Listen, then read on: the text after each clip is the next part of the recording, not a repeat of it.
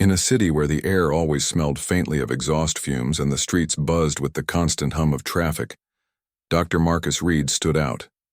Not because he was tall or flashy, but because he carried himself with quiet confidence.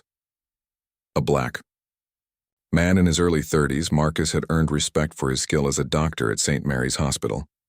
His hands were steady, his mind sharp, and his heart full of compassion.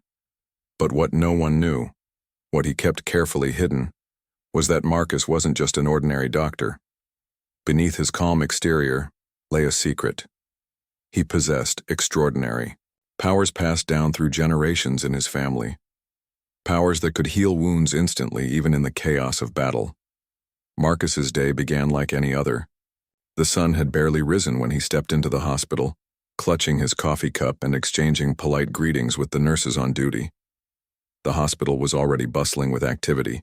Patients waiting anxiously in the lobby, doctors rushing between rooms and machines beeping endlessly. Marcus moved through it all with practiced ease.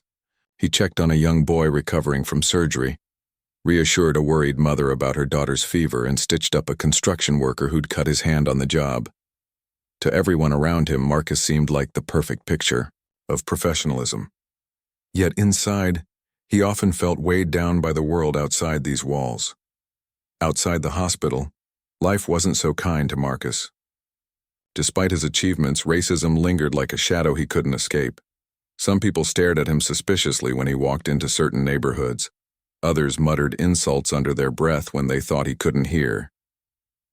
Marcus tried not to let it bother him. He reminded himself that ignorance belonged to those who spread hate, not to him. Still, there were moments when the weight of it all pressed heavily on his chest. Tonight would be one of those nights. After finishing his shift, Marcus decided to take a shortcut home through a narrow alleyway behind the hospital. It wasn't the safest route, but it saved time, and he was tired. As he turned the corner, the streetlights flickered above him, casting eerie shadows on the cracked pavement. The sound of his footsteps echoed softly against the brick walls. For a moment, everything seemed peaceful. Then, without warning, 4 figures stepped out of the darkness, blocking his path. "Well, well, look what we've got here," one of them sneered, his voice dripping with venom. The others laughed, their faces obscured by hoods. Marcus froze, his instincts screaming danger. He recognized the tone immediately. It was the same tone he'd heard countless times before, filled with prejudice and hatred. "What's a guy like you doing in a place like this?" Another taunted, stepping closer. Marcus tightened his grip on his medical bag, trying to stay calm. "I'm just heading home," he said evenly, hoping his voice wouldn't betray the fear creeping into his chest. But the gang wasn't interested in conversation. One of them spat out a racial slur, loud enough to make Marcus flinch. Another swung a metal pipe at him before he could react. The blow landed hard across his shoulder, sending searing pain shooting through his body. Marcus stumbled backward, dropping his bag. The contents spilled onto the ground. Bandages, a stethoscope, prescription pads, all scattered uselessly around him. For a split second, Marcus considered running. But something stopped him. Maybe it was the anger bubbling beneath the surface. Or maybe it was the realization that running wouldn't solve anything. Whatever it was, Marcus planted his feet firmly on the ground. Years ago, his grandfather had taught him how to defend himself, not just physically, but mentally and emotionally. Those lessons came flooding back now, along with the knowledge that he had more power than these attackers could ever imagine. As the gang closed in, Marcus raised his hands defensively. Their laughter grated on his ears, mocking him for daring to stand his ground. "You think you're tough, huh?" one of them jeered, pulling out a knife. Marcus didn't respond. Instead, he focused on the energy coursing through his veins, the same energy that allowed him to heal broken bones and mend torn flesh. It was a gift meant for good, not violence. But tonight, survival came first. When the attacker lunged forward, Marcus moved faster than anyone expected. He grabbed the man's wrist, twisting it until the knife clattered to the ground. Then, without hesitation, he placed his palm flat against the man's chest. A surge of warmth radiated outward, spreading through the attacker's body. The man gasped, his eyes wide with shock. What are you?" he stammered, stumbling, backward. Before Marcus could answer, the man collapsed unconscious. The remaining 3 attackers froze, unsure of what to do next. Fear replaced their bravado as they stared at Marcus, their expressions a mix of confusion and awe. "Leave. Now," Marcus commanded, his voice low but firm. His words carried an authority that left no room for argument. Slowly, reluctantly, the gang members backed away, disappearing into the shadows as quickly as they had appeared. Alone. In the alley, Marcus leaned against the wall, his heart pounding. His shoulder still ached from the initial blow, but he reached up and pressed his hand over the injury. Closing his eyes, he focused on the familiar warmth of his healing energy. Within moments, the pain subsided, and the bruise faded away. Physically, he was fine. Emotionally, however, he felt drained. The encounter had shaken him, not because of the violence, but because of the hatred behind it. Why did people see him as less than human simply because of the color of his skin? And why did he feel guilty for defending himself, even though he had done nothing wrong? Gathering his belongings, Marcus continued his walk home, each step heavier than the last. When he finally reached his apartment, he sank onto the couch, staring blankly at the wall. His mind replayed the events of the night over and over again. He had survived, yes, but at what cost? The world outside might never understand the burden he carried, both as a black man and as someone with extraordinary abilities. Yet, even as doubt crept in, Marcus reminded himself of one thing. He was a healer. No matter how dark the world became, he would continue shining light into it. One patient, one act of kindness at a time. The night after the attack, Dr. Marcus Reed couldn't sleep. His apartment was quiet save for the faint hum of the refrigerator and the occasional car passing by outside. He sat on the edge of his bed, staring at his hands.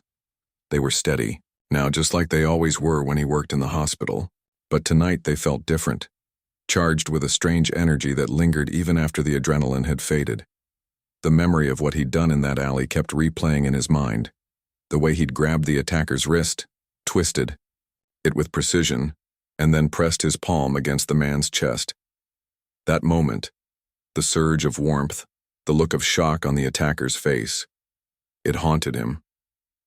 Marcus wasn't supposed to use his abilities like that. Healing was meant for good, for helping people who were hurt or sick. It wasn't a weapon, not something to be used in anger or self-defense. Yet there he was, standing in a dark alley, channeling his power into someone who had tried to harm him. Was it wrong? Or was it justified? Marcus didn't have an answer. All he knew was that he couldn't unsee what had happened. The next morning, Marcus dragged himself out of bed and got ready for work. As he walked into St. Mary's Hospital, he forced a smile, nodding hello to the nurses and staff. To everyone. Around him, he seemed normal, calm, collected, and focused. No one could tell that beneath his white coat his thoughts were swirling like a storm. He went through his routine, checking on patients, reviewing charts, and performing minor procedures. But every time he touched someone, a child with a broken arm, an elderly woman recovering from surgery, he felt a pang of guilt. Was he still worthy of being called a healer? Or had last night changed him forever? By mid-afternoon, Marcus stepped into the break room to grab a cup of coffee. The room was empty except for Detective Laura Hayes, who was leaning against the counter, sipping tea. She was in her late 40s with sharp eyes and a no-nonsense attitude. Marcus had met her briefly before. She often visited the hospital to gather information for cases involving victims of violence. Today, however, her presence felt heavier than usual. "Dr. Reed," she said, setting down her mug. "Got a minute?" Marcus hesitated but nodded. Of course. Hayes gestured for him to sit, pulling out a folder from her bag. "We've been looking into the incident last night," she began, her tone serious. "Security cameras caught parts of it. You were attacked by 4 men, right?" Marcus swallowed hard, nodding again. "Yes. It happened in the alley behind the hospital. And you managed to fend them off, Hayes continued, studying him closely. All 4 of them, alone. Her words hung in the air like a challenge. Marcus shifted uncomfortably in his chair. I did what I had to do, he replied cautiously. They came at me with weapons. I defended myself. Hayes raised an eyebrow. Defended yourself, huh? That's interesting, because according to our reports, none of those guys have lasting injuries. Not even the one you supposedly disarmed and knocked out. Care to explain how that's possible? Marcus froze. His heart raced as he searched for an answer. How much? Should he tell her? Could he trust her? He glanced around the room, ensuring they were still alone. Then, lowering his voice, he said, Detective, some things are hard to explain. Let's just say I've had training. Self-defense, combat techniques. You know stuff that helps in situations like that. Hayes leaned back, crossing her arms. Training, huh? Must have been pretty intense. Most people wouldn't walk away unscathed after taking on 4 armed attackers. And yet, here you are, completely fine. Marcus clenched his fists under the table, trying to stay calm. Look, I don't want any trouble, he said firmly. I'm just glad it's over. If you're looking for more details, maybe focus on finding those guys instead of questioning me. For a moment, Hayes stared at him, her expression unreadable. Then she sighed, closing the folder. All right, Doc, I'll let it go, for now. But if I were you, I'd think twice about keeping secrets. Secrets have a way of coming out, whether you like it or not. With that, she stood up and left the room, leaving Marcus alone with his thoughts. Her words echoed in his mind long after she was gone. Secrets. Yes, he had plenty of those. And while he trusted his ability to keep them hidden, he couldn't shake the feeling that his life was about to get a lot more complicated. Later that evening, Marcus returned home, exhausted both physically and mentally. He poured himself a glass of water and sat by the window, watching the city lights flicker in the distance. The news played softly in the background, reporting updates on various crimes across the city. Suddenly, a headline caught his attention. Mysterious vigilante saves victim in alley attack. Curious, Marcus turned up the volume. The reporter described the incident from the previous night, mentioning eyewitness accounts of a lone man overpowering 4 attackers. Details were vague, but speculation ran wild. Some claimed the man possessed supernatural powers. Others thought it might be part of a viral marketing stunt. What struck Marcus most was the description of the victim, a black doctor who had been targeted in a racially motivated attack.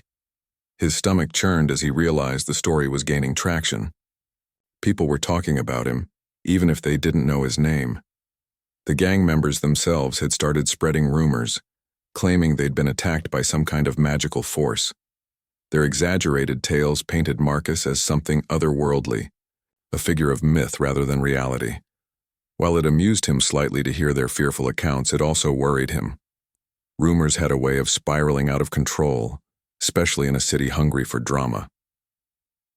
As the days passed, Marcus noticed subtle changes in how people treated him. At the hospital, colleagues gave him curious glances, whispering among themselves whenever he entered a room. Patients seemed more eager to thank him, almost reverently, as if sensing he was somehow extraordinary. Even strangers on the street looked at him differently, their expressions ranging from admiration to suspicion. It made him uneasy. He didn't want to be seen as anything more or less than a doctor doing his job. One afternoon, Marcus found himself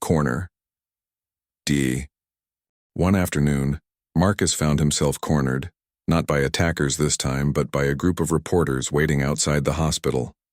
Cameras flashed like strobe lights as microphones were thrust toward him the moment he stepped out of the building. He blinked in surprise, momentarily stunned by the sudden attention. Dr. Reed, is it true you fought off 4 men in an alley last week? One reporter shouted. Are you involved with the vigilante sightings reported across the city? Another chimed in. Marcus raised his hands defensively, trying to shield his face from the barrage of questions. I'm sorry, I can't comment on that, he said firmly, sidestepping them and hurrying toward his car.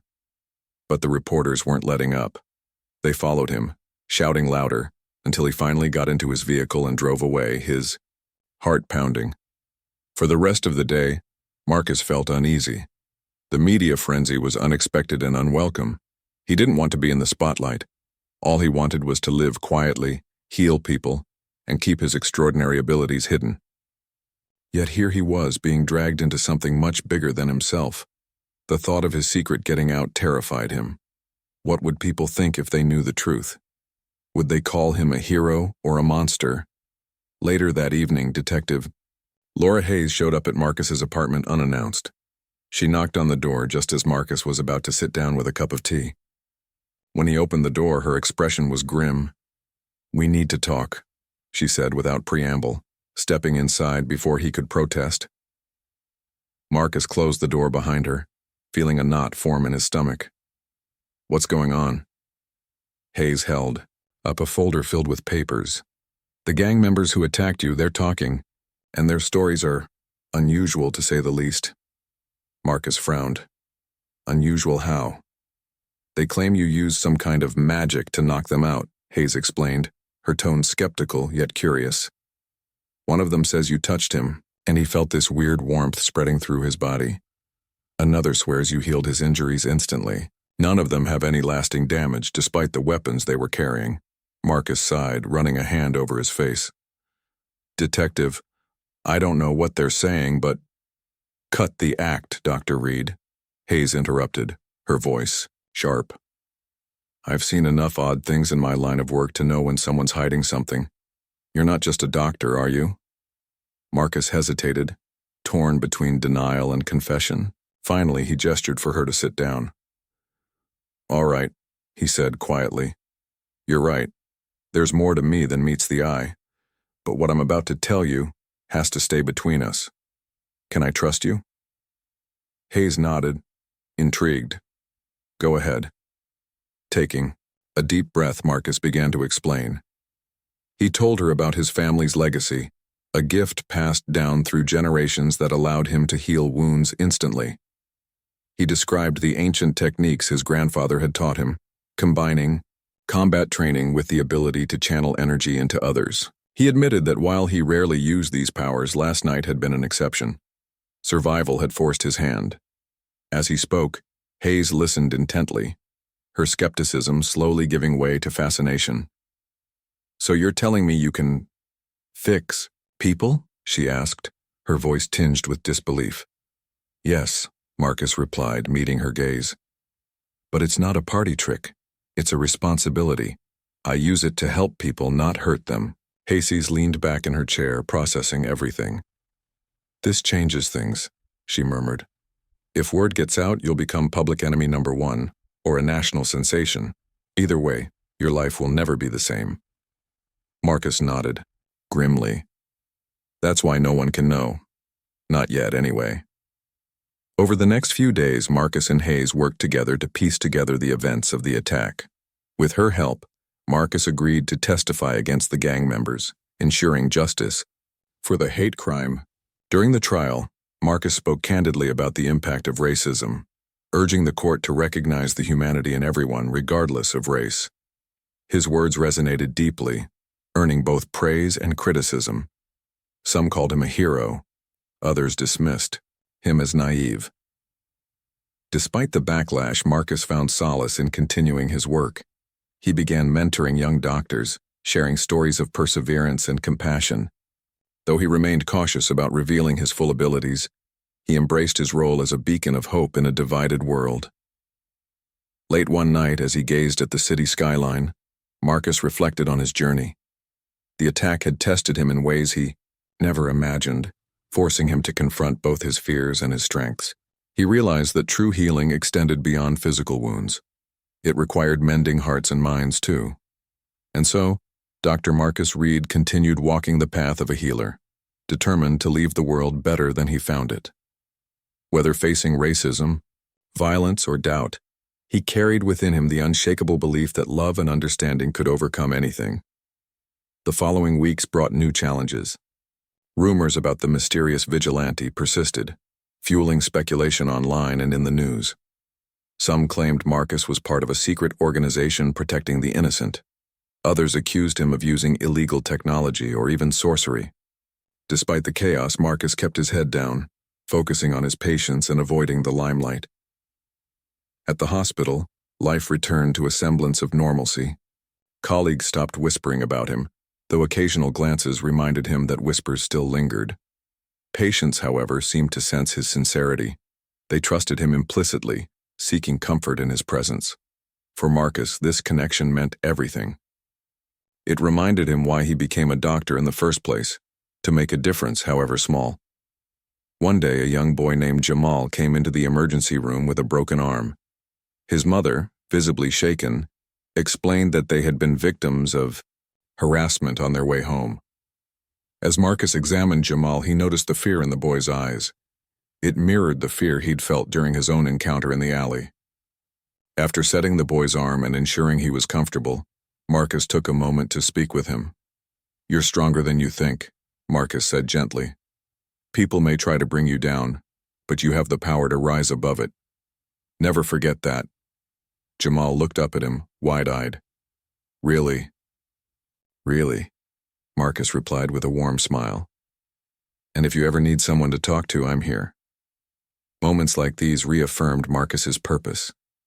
While the world outside might remain harsh and unforgiving, he could still create pockets of kindness and hope wherever he went. As winter approached, Marcus received a letter from Detective Hayes. Inside was a note thanking him for his cooperation and courage. "You've inspired me to see the world differently," she wrote. "Keep shining your light, Doc. We need more people like you." Reading the note, Marcus felt a surge of gratitude. He wasn't alone in this fight. There were allies, people willing to stand beside him, even if they didn't fully understand his gifts. Together they could challenge hatred and ignorance one step at a time. Though the scars of the past lingered, Marcus chose to focus on the future. Each sunrise brought new opportunities to heal, to teach, and to inspire. And as long as he drew breath, he vowed to honor his family's legacy, not just as a healer but as a symbol of resilience and hope. In the end, Marcus knew the road ahead wouldn't be easy, but he also knew he wasn't walking it alone. As weeks turned into months, Dr. Marcus Reed began to settle back into a semblance of normalcy, at least on the surface. The media frenzy surrounding the alley attack had died down, though whispers about the vigilante doctor still lingered in certain corners of the city. At St. Mary's Hospital, life resumed its usual rhythm. Patients came and went, surgeries were performed, and Marcus continued his work with quiet dedication. Yet beneath the calm exterior, he carried a weight that few could understand. Detective Laura Hayes remained a steady presence in Marcus's life, checking in occasionally to update him on the progress of the case against the gang members. She had become more than just an investigator. She was now someone Marcus trusted, someone who knew parts of his story that no one else did. Their conversations often veered beyond the case itself, delving into deeper topics like justice, fear, and what it meant to carry a secret as heavy as his dart. One chilly autumn evening, Hayes stopped by Marcus's apartment unannounced, carrying a brown paper bag filled with takeout. "Figured you might need a break from hospital food," she said with a grin, setting the bag on his kitchen counter. Marcus chuckled, grateful for the gesture. "You're probably right. Thanks, Detective." "Call me Laura," she corrected, pulling out containers of steaming noodles and dumplings. "We've been through enough together for formalities." They sat at the small dining table, eating in companionable silence for a while. Finally, Hayes broke the quiet. "How are you?" "Holding up, really? People don't realize how much stuff like this can eat away at you." Marcus paused, twirling a noodle around his fork. "It's complicated," he admitted. "Some days I feel like I'm fine, like none of it matters anymore. Other days, I wake up feeling like I'm living two lives. One is Marcus the doctor, trying to save people and do good. The other is, well, whatever they think I am now. A freak, maybe. Or worse, someone dangerous." Hayes frowned. "That's not fair. You saved yourself, Marcus. You stood your ground when most people wouldn't have. If anything, you're proof that strength isn't just physical. It's mental, emotional, spiritual. I know, Marcus replied softly. But knowing doesn't make it easier. Every time I walk into a room, I wonder if people see me differently. Do they think I'm some kind of superhero? Or do they think I'm hiding something darker? Hayes leaned forward, her expression serious. Here's the thing, Marcus. People will always project their own fears and fantasies onto others. That's human nature. But what matters is how you see yourself. Are you still the same man who wanted to heal people before all this happened? Marcus thought about it for a long moment. Yes, he said finally. I'm still that man. Maybe even more so now. This whole experience has made me realize how fragile trust is, and how important it is to rebuild it. The trial against the gang members loomed ahead, casting a shadow over Marcus's otherwise routine days, though he dreaded reliving. The events of that night he knew testifying was necessary, not just for himself, but for everyone affected by hate crimes. As the court date approached, Marcus prepared meticulously, rehearsing his testimony with Hayes by his side. On the morning of the trial, Marcus dressed carefully, choosing a suit that conveyed professionalism without arrogance. He arrived at the courthouse early, his stomach churning with nerves. Outside, a crowd had gathered, reporters, activists, and curious onlookers eager to catch a glimpse of the man behind the headlines. Marcus kept his head down, avoiding eye contact as he entered the building. Inside the courtroom, the atmosphere was tense. The 4 gang members sat at the defense table, their faces sullen and defiant. Marcus recognized them immediately, the same men who had attacked him in the alley. For a brief moment, anger flared within him, but he quickly pushed it aside. Today wasn't about revenge, it was about truth and accountability. When called to the stand, Marcus took a deep breath and faced the judge and jury. His voice was steady as he recounted the events of that night, describing the racist slurs hurled at him, the weapons wielded against him, and the violence he endured. He left out any mention of his healing abilities, focusing instead on the motivations behind the attack. What these men did wasn't just an assault, Marcus said firmly. It was fueled by hatred, a hatred that has no place in our society. Racism doesn't just hurt individuals, it tears communities apart. We deserve better than that. My hope is that this case sends a message. No one should live in fear because of the color of their skin. The courtroom fell silent as Marcus spoke. Even the defendant seemed momentarily subdued, unable to meet his gaze. When he finished, there was a palpable shift in the air. Some jurors nodded approvingly, while others scribbled notes furiously. Marcus returned to his seat, feeling a mix of relief and exhaustion. After hours of deliberation, the verdict came back. Guilty on all counts. Cheers erupted from the gallery as the judge sentenced the gang members to prison terms ranging from 5 to 10 years. Marcus exhaled deeply, allowing himself a small smile. Justice had been served, at least in part. Outside the courthouse, reporters swarmed him again, eager for a statement. This time, Marcus didn't shy away. Standing tall, he addressed the crowd. Today's verdict is a step forward, but it's not the end of the journey. Hate crimes are symptoms of a larger problem, one we must address together. Let this be a reminder that compassion and understanding can overcome prejudice. Thank you. His words resonated widely, sparking discussions across social media and local news outlets. Many praised Marcus for his bravery and eloquence, while others criticized him for being too idealistic. Regardless of the reactions, Marcus felt a sense of closure. Speaking out had been daunting, but it had also been liberating. In the weeks that followed, Marcus threw himself into his work with renewed vigor. He started a community outreach program aimed at educating young people about tolerance and empathy. Partnering with local schools and organizations, he shared stories of resilience and encouraged open dialogue about race and identity. The response was overwhelmingly positive, with students and teachers alike expressing gratitude for his efforts. One day, after giving a presentation at a high school, a teenage girl approached Marcus timidly. "Dr. Reed?" she asked, clutching a notebook to her chest. "Can I ask you something?" Of course, Marcus replied warmly. The girl hesitated, then blurted out, "Do you ever get scared? Like, scared of everything going wrong again?" Marcus smiled gently. "All the time," he admitted. "But here's the thing. Fear doesn't control me. It reminds me of what's at stake, sure, but it also pushes me to keep fighting for what's right. And I hope you'll remember that too. Fear isn't the enemy, giving up is." The girl nodded, her eyes shining with determination. "Thank you, Dr. Reed, that means a lot." Moments like these reaffirmed Marcus's belief in the power of connection. No matter how dark the world seemed, there were always opportunities to inspire change, to plant seeds of hope that might grow into something greater. At home, Marcus reflected on his journey thus far. The attack in the alley had tested him in ways he never anticipated, forcing him to confront his fears and embrace his strengths.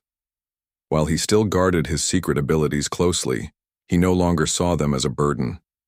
Instead, they were tools, a gift meant to serve others no matter the circumstances. As he looked out his window at the city skyline, illuminated by the soft glow of streetlights, Marcus felt a profound sense of purpose. He couldn't erase racism or violence overnight, but he could continue shining light into the darkness. One patient, one conversation, one act of kindness at a time.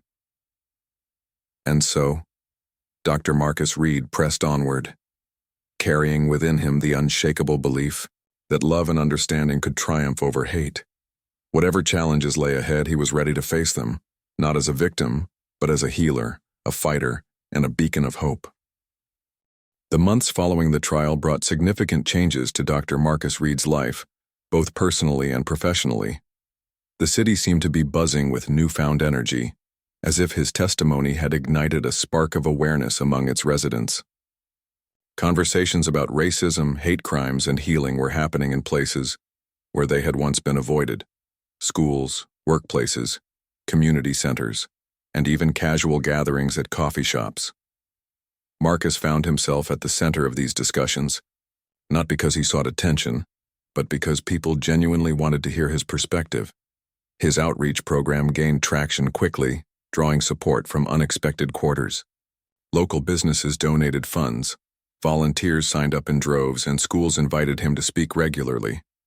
What began as a small initiative aimed at educating young people evolved into a citywide movement promoting tolerance and empathy. Yet despite the growing recognition, Marcus remained grounded. He knew that real change didn't happen overnight. It required patience, persistence, and a willingness to confront uncomfortable truths. One evening, after a particularly long day of speaking engagements and hospital shifts, Marcus returned home to find Detective Laura Hayes waiting for him on his doorstep. She held 2 cups of coffee in hand, steam curling upward in the cool night air. "Thought you might need this," she said with a smile, handing him one of the cups. Marcus accepted it gratefully, unlocking his door and gesturing for her to come inside. "You're a lifesaver, Laura," he joked, though there was genuine relief in his voice. "What brings you here tonight?" Hayes settled onto his couch, sipping her coffee thoughtfully. "I've been thinking a lot about everything that's happened since the trial. You've done incredible work, Marcus. The whole city is talking about your outreach program. But I can't help wondering, how are you doing through all of this?" "Honestly." Marcus paused, leaning back against the cushions. For a moment, he considered brushing off the question with a generic response. But something in Laura's tone, the sincerity, the concern, made him stop. "To be honest," he admitted, "it's overwhelming. Sometimes I feel like I'm running on fumes. Between the hospital, the program, and trying to keep my own sanity intact, it's a lot." Laura nodded sympathetically. "I get that. But you're also carrying something else, aren't you? Something you haven't fully dealt with yet." Marcus looked at her sharply. "What do you mean?" "You know exactly what I mean," she replied gently. "The attack in the alley, the trial, all those hateful things they said to you. You've handled it all so well, but I don't think you've really processed it. Not completely." For a long moment, Marcus stared at his coffee cup, watching the ripples form as he swirled the liquid around. Laura was right. He hadn't allowed himself to truly confront the emotions swirling beneath the surface. Fear, anger, guilt. They lingered like shadows, always present, but never acknowledged. I guess part of me feels like I don't have the luxury of falling apart, he confessed quietly. There's too much at stake, too many people counting on me to stay strong. And that's admirable, Laura said firmly. But strength doesn't mean ignoring your pain.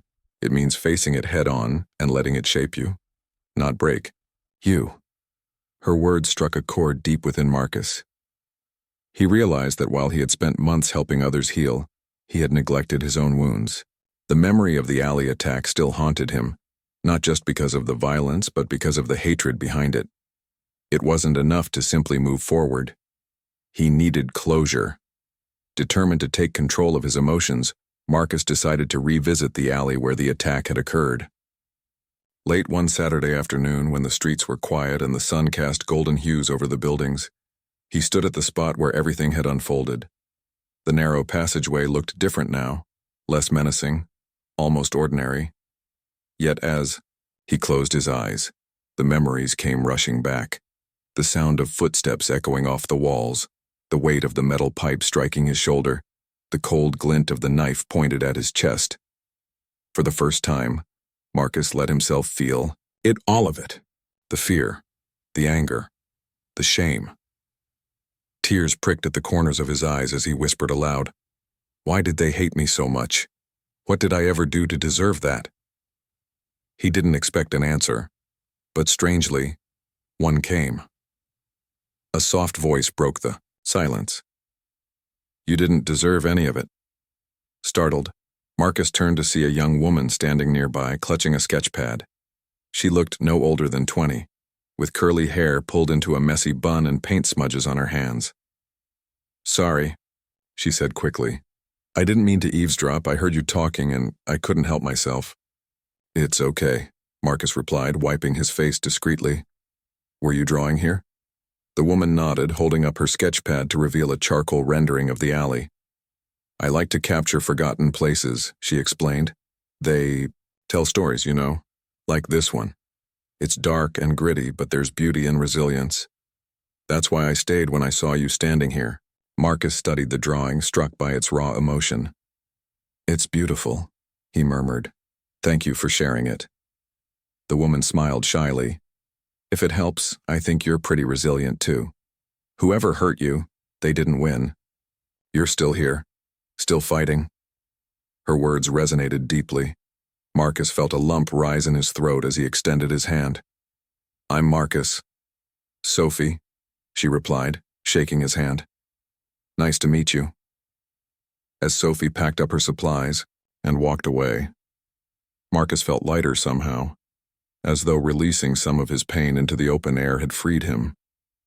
He realized that healing wasn't just about physical wounds or grand gestures. Sometimes it was about small moments of connection, like the one he'd just shared with a stranger. Back at home, Marcus reflected on the encounter with Sophie. He picked up his phone and dialed Laura's number. When she answered, he said, simply, "You were right. About needing to process everything, so thank you." Laura chuckled softly. "Anytime, Doc. Just remember, you don't have to carry the world on your shoulders alone. We're all in this together." Her words stayed with Marcus as he prepared for another busy week ahead. Though challenges undoubtedly lay in wait, he felt ready to face them, not as a solitary figure but as part of a larger tapestry of humanity striving for progress. At the hospital, Marcus continued his work with renewed focus. Patients noticed a subtle shift in him. He seemed more present, more attuned to their needs. Colleagues remarked on his renewed optimism, joking that he must have discovered a secret fountain of youth. In truth, Marcus had rediscovered something far more valuable: balance. He also made time for personal growth. On weekends, he joined a local art class, inspired by Sophie's sketches. Painting became a form of therapy, allowing him to express emotions he struggled to put into words. His first piece, a vibrant depiction of sunrise over the city skyline, earned praise from fellow students. "It's full of hope," one of them commented. Marcus smiled, realizing how true that statement was. Meanwhile, the outreach program continued to thrive. Marcus partnered with organizations across the country, expanding its reach beyond the city limits. Schools implemented anti-bias workshops, businesses adopted diversity training programs, and community leaders rallied around the cause. While systemic change would take years, Marcus took pride in knowing he had planted seeds of transformation. One day during a presentation at a high school, a student raised his hand timidly. "Dr. Reed, what should we do if we see someone being treated unfairly because of their race?" Marcus leaned forward, meeting the boy's gaze. "Speak up," he said firmly. "Use your voice even if it shakes. Stand beside them, not against them. And remember, every act of kindness matters, even the smallest ones." The room erupted in applause, but Marcus barely heard it. All he could think about was the ripple effect of compassion, one person influencing another, creating waves of change that spread far beyond what anyone could predict. That night, as Marcus sat by his window watching the stars twinkle above the city, he felt a profound sense of peace. The journey ahead wouldn't be easy, but he was no longer afraid. He carried within him not just the power to heal, but the courage to confront adversity, the wisdom to seek connections, and the determination to inspire others. And so, Dr. Marcus Reed embraced his role, not just as a doctor, but as a symbol of resilience and hope. Whatever challenges lay ahead, he was ready to face them, armed with love, understanding, and an unshakable belief in the goodness of humanity. As winter settled over the city, blanketing its streets with frost and filling the air with the scent of pine, Dr. Marcus Reed found himself reflecting on how far he had come. The month since the alley attack had been a whirlwind of trials, triumphs, and transformations. He had faced hatred head-on, stood up for justice, and inspired countless others through his actions. Yet, despite all the progress, Marcus knew that true healing, both personal and societal, was an ongoing journey. The EQ outreach program he had started continued to grow, spreading its message of tolerance and empathy beyond the city limits. Schools across the country began implementing workshops based on Marcus's teachings, while businesses adopted diversity training programs inspired by his vision. News outlets highlighted his efforts, calling him a modern-day healer who tackled not just physical wounds but also the scars of prejudice and division. Though the praise was humbling, Marcus never let it go to his head. To him, every success was a reminder of how much work still needed to be done. One crisp December morning, Marcus arrived at St. Mary's Hospital earlier than usual. As he walked through the lobby, he noticed a familiar face waiting for him near the reception desk. It was Sophie, the young artist he had met in the alley months ago. She looked nervous yet determined, clutching her sketchpad tightly to her chest. "Dr. Reed?" she called out hesitantly as he approached. Marcus smiled, warmly. "Sophie, what brings you here?" She shifted awkwardly, glancing around the busy hospital. I wanted to thank you. That day we met, your words really stuck with me, about resilience and fighting back, not with hate but with hope. I've been thinking about them ever since." Marcus tilted his head curiously. And? Sophie took a deep breath, her voice steadying. "I decided to start something, a project called Art Against Hate. It's a platform where artists can share their work, paintings, poems, songs that promote kindness and understanding. We're launching it next month, and I wanted to invite you to speak at our opening event." Marcus felt a surge of pride. "That's incredible, Sophie. You're using your talent to make a difference." "Of course I'll be there." Sophie beamed, clearly relieved. "Thank you, Dr. Reed, it means a lot." As she left, Marcus couldn't help but marvel at how small moments could lead to big changes. Their chance meeting in the alley had sparked something powerful, not just in him but in her too. It was proof that even in the darkest places light could shine through. Later that week, Detective Laura Hayes paid another visit to Marcus's apartment. This time, however, her demeanor was different, less formal, more relaxed. She carried a bottle of wine and 2 glasses, setting them on the kitchen counter with a grin. "I figured we both deserve a break," she said, pouring them each a glass. "Besides, I have some news." Marcus raised an eyebrow, intrigued. "Good. News, I hope?" Laura nodded. "Very good. Remember those gang members from the trial? Turns out they're being transferred to a rehabilitation program as part of their sentencing. They'll undergo counseling and community service instead of rotting in prison indefinitely." "That's great," Marcus replied, genuinely pleased. "Rehabilitation is always better than punishment. Maybe they'll learn something." "They already have," Laura added. "One of them sent a letter to the court apologizing for what they did. Said they didn't realize the impact of their actions until now." Marcus sipped his wine thoughtfully. "It's never too late to change. If they're willing to try, then so am I." Laura smiled, raising her glass in a toast. "To second chances, and to people like you who believe in them." They clinked glasses, sharing a moment of quiet camaraderie. For Marcus, it was a reminder that forgiveness wasn't just about letting go of anger. It was about creating space for growth for himself and others. The holiday season brought a flurry of activity to the city. Streets were adorned with twinkling lights, and festive music played in every store. At the hospital, staff decorated the halls with garlands and wreaths, turning the sterile building into a warm, welcoming space. Marcus joined in the celebrations, organizing a special event for patients and their families, a night of hope. Volunteers served hot cocoa and cookies, musicians performed carols, and children laughed as Santa handed out gifts. Amidst the joy, Marcus took a moment to step outside, breathing in the chilly night air. Standing under the stars, he felt a deep sense of gratitude. Despite everything he had endured, he was surrounded by love and support, from colleagues, friends, and strangers alike.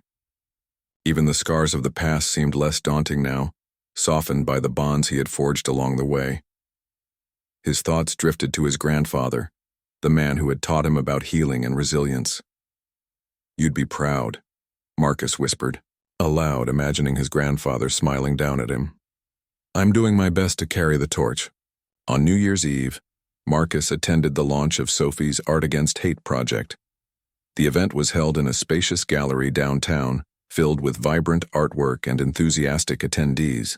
Paintings depicting unity and compassion lined the walls, while poets recited verses celebrating diversity and courage. When it was Marcus's turn to speak, he stepped onto the stage, greeted by applause.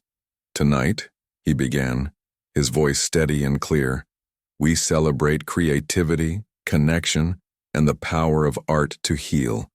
But more importantly, we celebrate the human spirit, the ability to rise above hatred and choose love instead." He paused, scanning the crowd. "Each of us has a role to play in shaping a better world. Whether it's through art, activism, or simply being kind to one another, our actions matter. Together we can build bridges where walls once stood. Together we can prove that hope will always triumph over fear." The audience erupted in cheers, many standing to give him a standing ovation. Marcus bowed his head modestly, feeling overwhelmed by their support. As he stepped off the stage, Sophie rushed over to hug him tightly. "You were amazing," she gushed. "Thank you for believing in me." Marcus smiled. "Thank you for reminding me why this fight is worth it." In the weeks that followed, Marcus embraced a renewed sense of purpose. He continued mentoring young doctors, advocating for marginalized communities, and pushing for systemic change. His secret abilities remained hidden, but they fueled his determination to leave the world better than he found it. Every patient he healed, every student he inspired, every act of kindness he performed, it all mattered. One evening, as he sat by his window watching snowflakes dance in the moonlight, Marcus reflected on his journey. The attack in the alley had been a turning point, forcing him to confront his fears and embrace his strengths. It had tested him in ways he never imagined, but it had also shown him the depth of his resilience. Through it all, he had discovered that true healing wasn't just about fixing broken bodies. It was about mending hearts, bridging divides and fostering understanding. And so, Dr. Marcus Reed pressed onward, carrying within him the unshakable belief that love and compassion could overcome anything.